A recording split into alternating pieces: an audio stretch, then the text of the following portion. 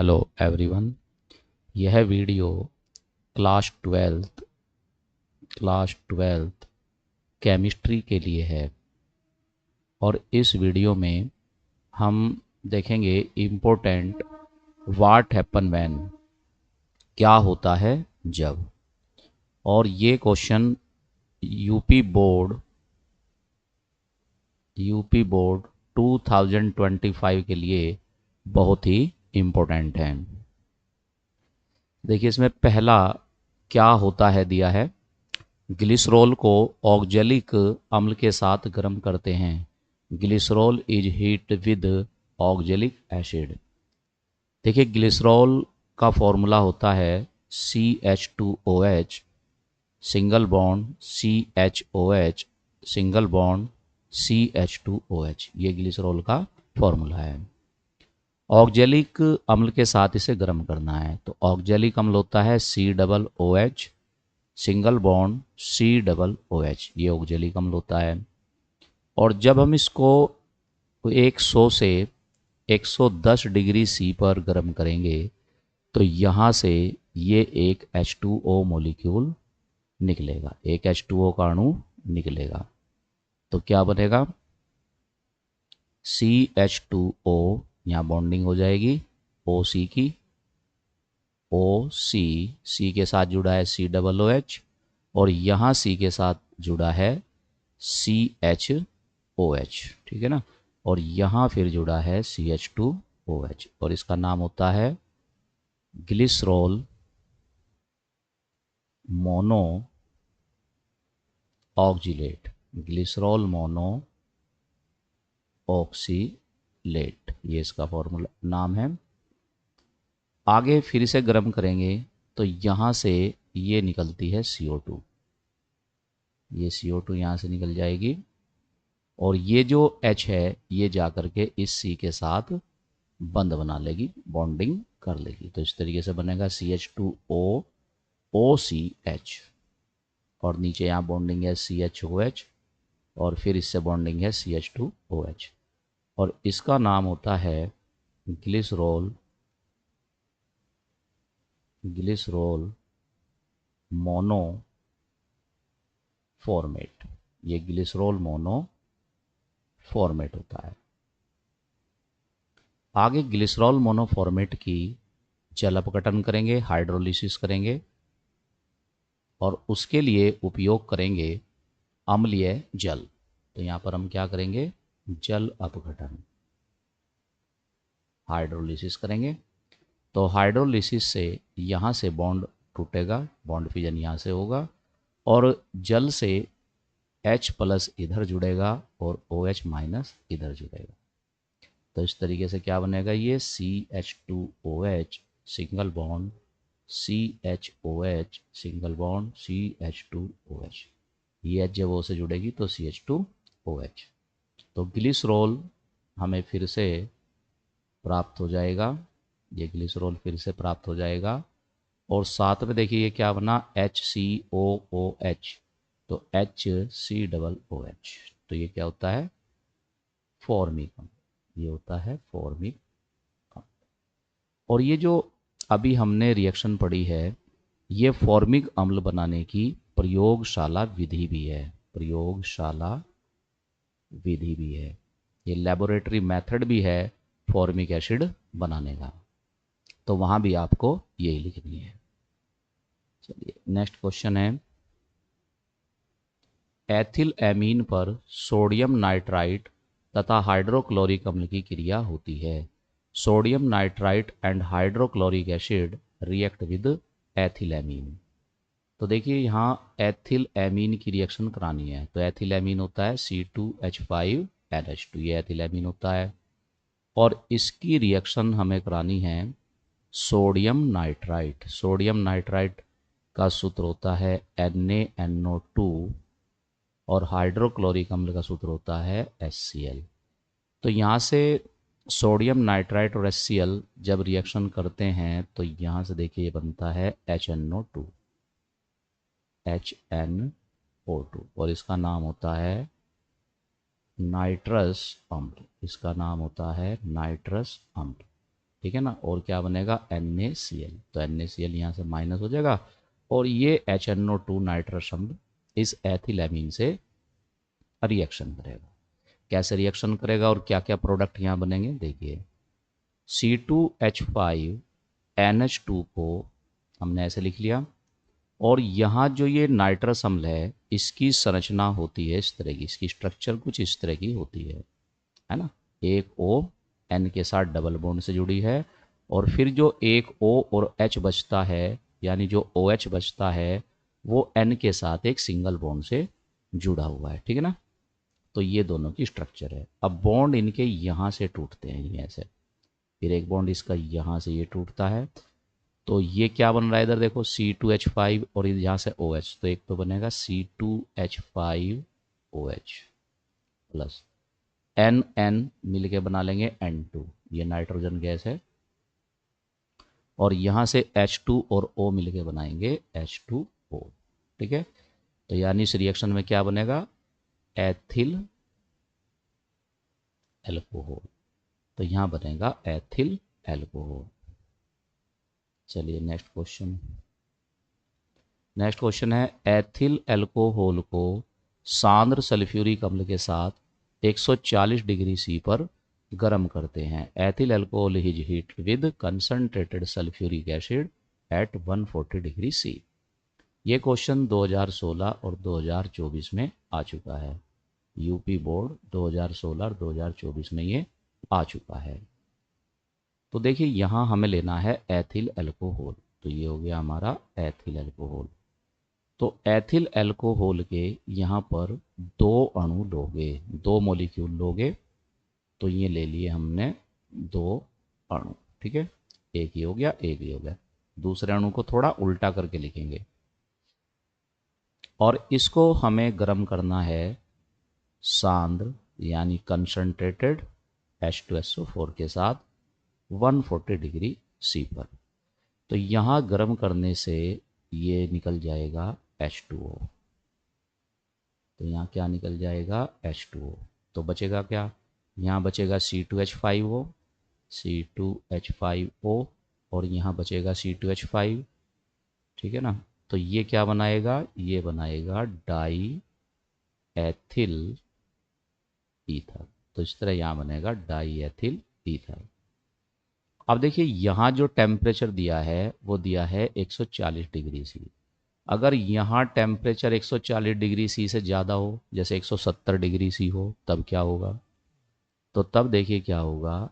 अब हम ethyl alcohol को लिख लेते हैं CH3CH2OH, इस तरह लिख लेते हैं, ठीक है ना, और इसका एक अणु ही यहाँ पे भाग लेगा।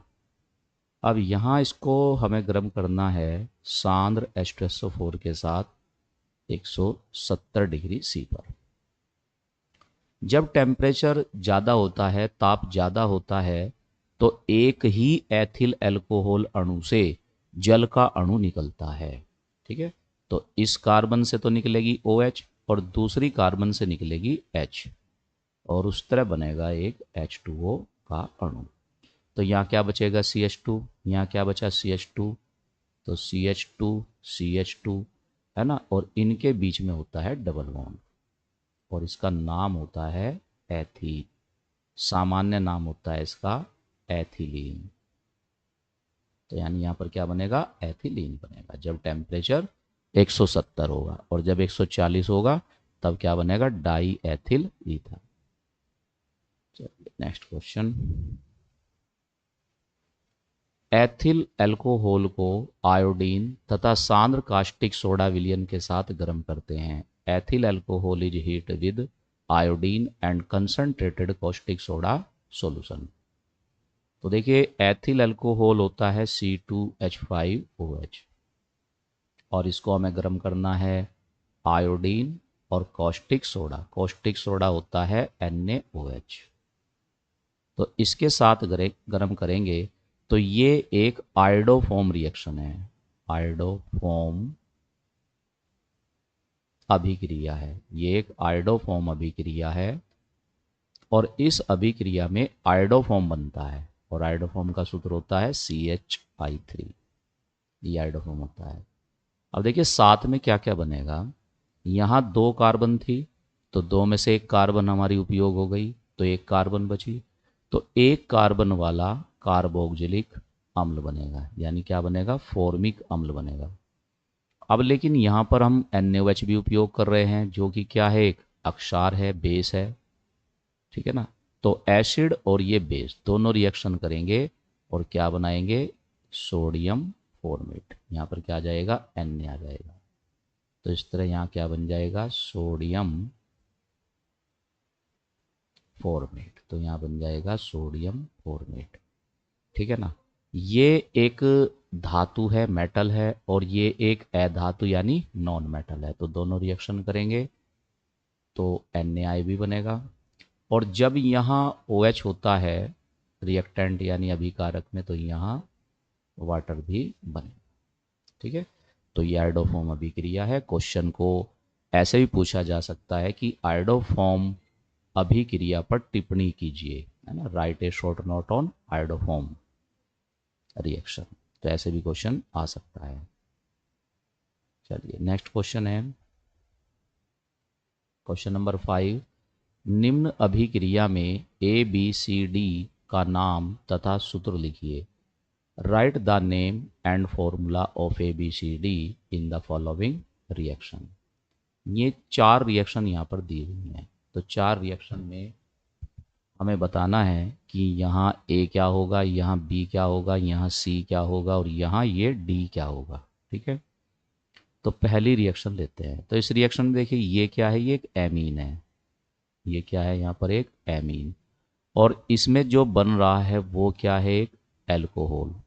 तो वो एक एल्कोहल है। तो एमीन से एल्कोहल बनाने के लिए क्या लेना पड़ता है, वहाँ लेना पड़ता है हमें नाइट्रस अम्ल। क्या लेना पड़ता है, नाइट्रस अम्ल। नाइट्रस अम्ल जो होता है वो एमीन ग्रुप को एल्कोहल ग्रुप में परिवर्तित कर देता है, ठीक है। तो यहाँ पर हमें नाइट्रस अम्ल लेना होता है। तो इस तरीके से करता है ये RNH2 और नाइट्रस अम्ल का स्ट्रक्चर बनाएंगे N डबल बॉन्ड O और एक सिंगल बॉन्ड OH। तो बॉन्ड यहाँ से टूटेगा, ये एक यहाँ से बॉन्ड टूटेगा, तो ROH, ये तो ROH बन जाएगा, देखो ये बन रहा ROH। और N2, यहाँ पे N2 निकल जाएगी, नाइट्रोजन गैस निकल जाएगी, H2 और O H2O, ठीक है। तो यानी एल्कोहल किससे बनेगा, जब एमीन की नाइट्रस अम्ल से रिएक्शन करोगे तब बनेगा। सेकंड में ये जो रिएक्टेंट है, अभिकारक है, ये एक एमाइड है। और एमाइड की रिएक्शन किससे करें कि ये एक एमीन में बदल जाए, ठीक है। यानी एमाइड से हमें यहाँ पर एमीन बनाना है। तो ये एक नेम रिएक्शन है, नाम अभिक्रिया है, और इसका नाम है हॉफमैन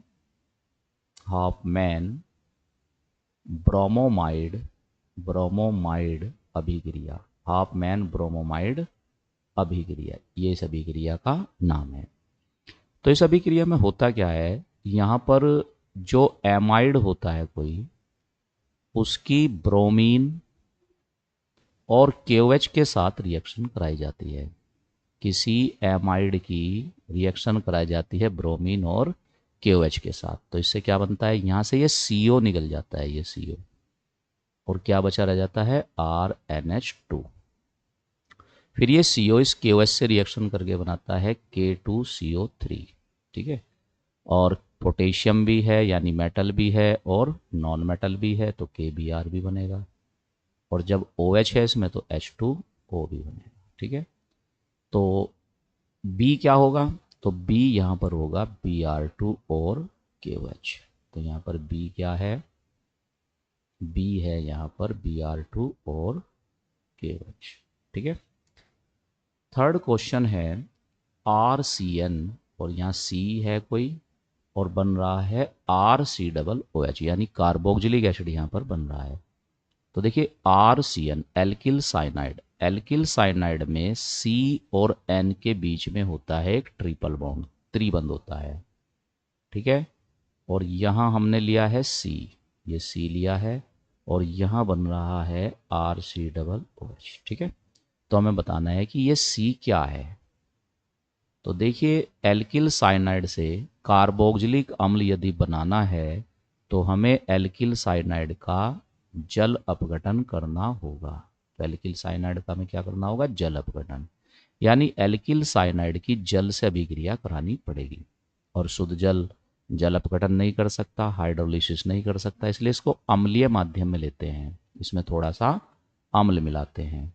तो जल क्या करेगा? यहाँ से इन तीनों बंध को तोड़ देगा। तो कार्बन की 3 संयोजकता खाली हो जाएगी, एन की भी 3 संयोजकता यानी वैलेंसी खाली हो जाएंगी।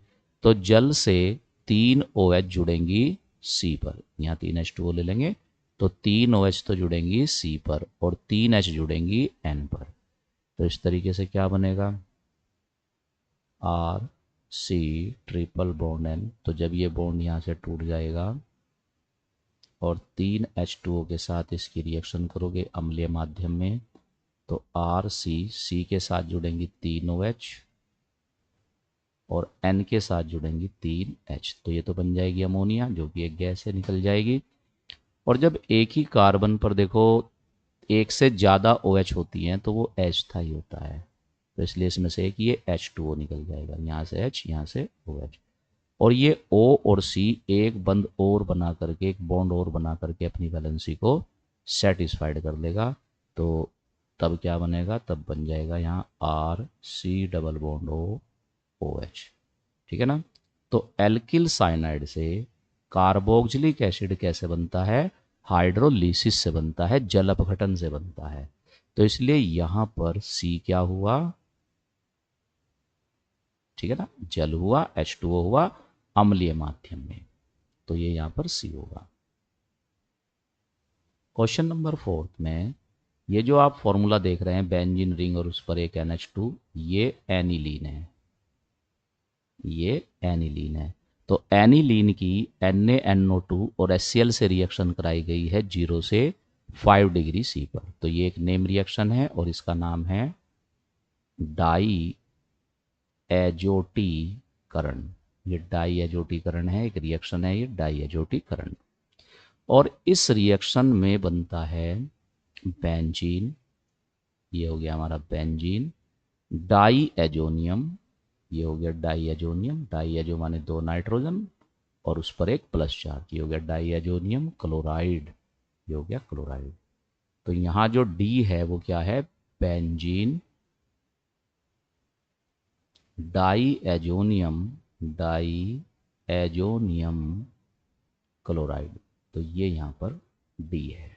ठीक है, ये D है, benzene diazonium chloride. Next question,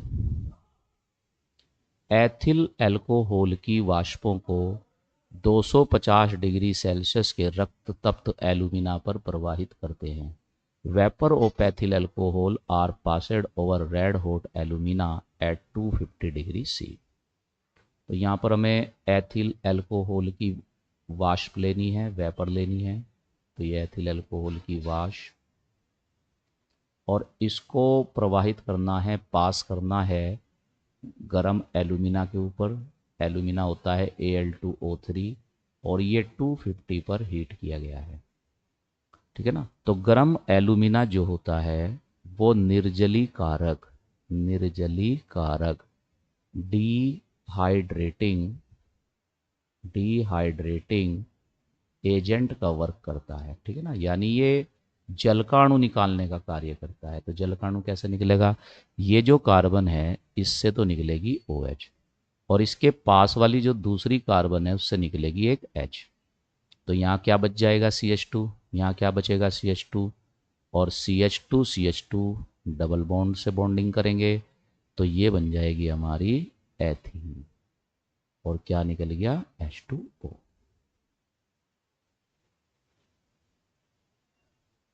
isopropyl alcohol की वाष्प को 300 डिग्री पर गर्म कोपर पर प्रवाहित करते हैं।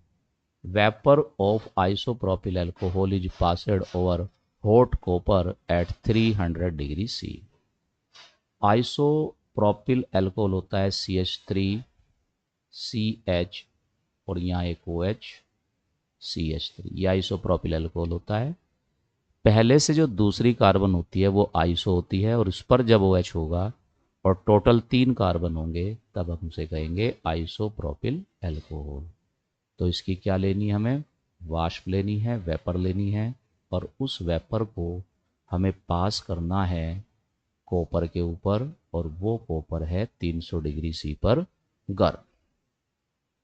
तो देखिए यहाँ पर विहाइड्रोजनीकरण की क्रिया होगी, विहाइड्रोजनीकरण। तो विहाइड्रोजनीकरण की क्रिया होगी, यानी डी हाइड्रोजिनेशन की क्रिया होगी, ये रिएक्शन होगी। तो इसमें एक हाइड्रोजन निकलेगी, एक H2 निकलेगी, इस ऑक्सीजन से एक H निकलेगी, और जिस पर OH जुड़ी है उस कार्बन से एक OH निकलेगी। तो ये दोनों मिलके क्या बनाएंगे, H2। ठीक है ना। तो जब ये H2 बन जाएगा तो O और C अपनी खाली वैलेंसी को, संयोजकता को एक बॉन्ड बना के सेटिस्फाइड करेंगे। तो उस तरीके से यहाँ पर एक डबल बॉन्ड आ जाएगा और हाइड्रोजन गैस यहाँ से रिमूव हो जाएगी, और इसका नाम है एसीटोन। ये एसीटोन होता है, और इसका IUPAC नाम होता है propane two own, propane two own. Formaldehyde की सांद्र अमोनिया से अभिक्रिया होती है। 16, 17, 19, 20 में ये आ चुका है। तो formaldehyde reacts with concentrated ammonia. Formaldehyde होता है SCHO और अमोनिया NH3। तो अमोनिया जब फॉर्मल्डिहाइड से रिएक्शन करती है तो बनता है यूरोट्रोपिन, यूरोट्रोपिन बनता है, यूरोट्रोपिन। और यूरोट्रोपिन होता है hexa मैथिलीन, hexa मैथिलीन tetra amine, hexa मैथिलीन tetra amine. मैथिलीन होता है CH2, और कितने हैं ये 6, हेक्सा माने 6, तो यहाँ 6 आ जाएगा। और टेट्रा यानी 4 एमीन है, तो 4 एमीन यानी N2। तो यहाँ 6 कार्बन करने के लिए इस 6 से मल्टीप्लाई कर लेंगे, 4 नाइट्रोजन करने के लिए यहाँ 4 से मल्टीप्लाई कर लेंगे, और यहाँ 6 H2O निकल जाएगा। तो इस तरह यहाँ बनेगा यूरोट्रोपिन। यूरोट्रोपिन जो होता है इसका यूज मूत्र संबंधी रोगों में किया जाता है, और इसी वजह से इसका नाम पड़ा है यूरोट्रोपिन। चलिए नेक्स्ट क्वेश्चन है, फॉर्मल्डिहाइड की क्रिया सांद्र कास्टिक पोटास विलयन से कराते हैं। Formaldehyde is react with concentrated caustic potash solution. Formaldehyde होता है SCHO, और कास्टिक पोटास होता है हमारा KOH। तो इसके साथ जब इसकी रिएक्शन करते हैं तो वो होती है कैनी-जारो रिएक्शन। क्या होती है, कैनी-जारो अभिक्रिया। तो यहाँ पर कैनी-जारो रिएक्शन होती है, ठीक है।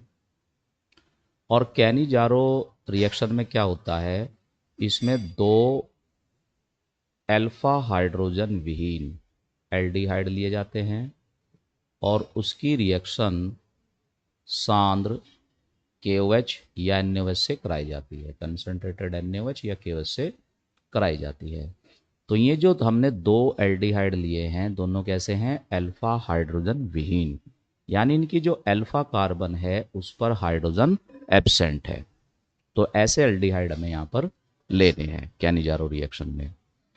तो इसमें होता क्या है, जो एक एल्डिहाइड है उसका अल्कोहल में रिडक्शन होता है, और दूसरे का कार्बोक्सिलिक एसिड में ऑक्सीडेशन होता है। तो इसका क्या होगा, रिडक्शन। तो रिडक्शन कैसे होगा, देखिए ये जो फॉर्मल्डिहाइड है इसका स्ट्रक्चर कुछ इस तरह का है। तो यहाँ से ये पाई बॉन्ड टूटेगा, एक H यहाँ और एक H यहाँ, तो क्या बन जाएगा, ये जब एक H मैं यहाँ ऐड करूँगा, एक यहाँ करूँगा था, तो ये बन जाएगा CH3, और ये हो गया OH, तो CH3OH। तो एक अल्कोहल तो बनेगा CH3OH। ऐसे ही मैं दूसरे फॉर्मल्डिहाइड अणु का, मॉलिक्यूल का ऑक्सीडेशन करूँगा, तो यहाँ से ये बॉन्ड टूटेगा, और यहाँ ऑक्सीडेशन से एक O आ जाएगी, तो ये बन जाएगा HCOOH। और HC क्या है? फॉर्मिक अम्ल, फॉर्मिक अम्ल। और यहाँ हमने लिया है कंसंट्रेटेड KOH दो, जो कि क्या है? एक बेस एसिड है, सॉरी बेस है, अक्षार है यानी।